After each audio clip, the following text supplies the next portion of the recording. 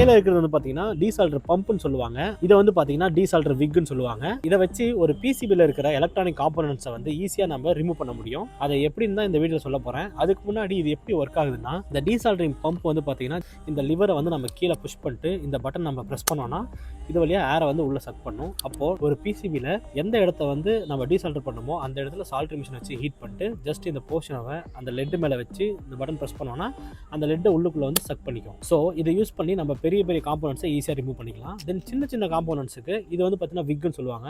இங்கே இந்த முன்னாடி காப்பர் ஒயர் இருக்கு இல்லைங்களா, இதை வந்து பிசிபியில் இருக்கிற சின்ன சின்ன காம்போனன்ட்ஸ் இருக்கிற சால்ட்ரிங்கை வந்து ஜஸ்ட் வச்சு நம்ம அதில் இருக்கிற லெட்டை வந்து இதுக்கு வந்து நம்ம உறிஞ்சிக்கலாம். உறிஞ்சிட்டு அந்த காம்போனண்ட்டை நம்ம ஈஸியாக கழட்ட முடியும்.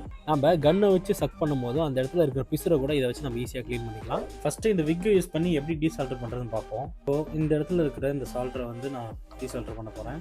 இது வந்து கொஞ்சம் பழைய மெத்தட் போர்ட், பழைய சால்டர், அதனால் கொஞ்சம் சால்ட்ரிங் லெட் எடுத்து இது மேலே நான் வச்சுக்கிறேன். லைட்டாக பேஸ்ட்டை விக்கு மேலே அப்ளை பண்ணிக்கலாம். அப்ளை பண்ணி இப்படி சால்ட் பண்ணுங்கள். எவ்வளோ அழகாக லெட் எல்லாமே உறிஞ்சிச்சு பாருங்கள். ஜஸ்ட்டு ஏதாவது ஒரு ஷார்ப்பான டூலை வச்சு அதை ஷேக் பண்ண போதும்.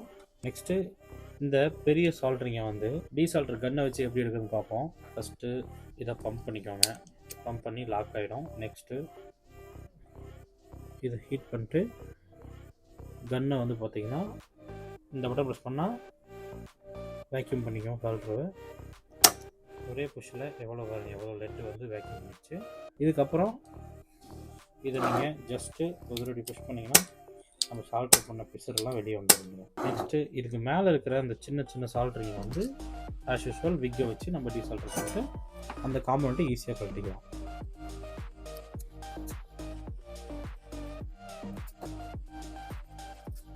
இந்த மாதிரி டீசால்டர் பண்ணிட்டு அந்த காம்பவுண்ட்டை ஈஸியாக நம்ம கழட்டுறதுக்கு யூஸ்ஃபுல்லாக இருக்கும்.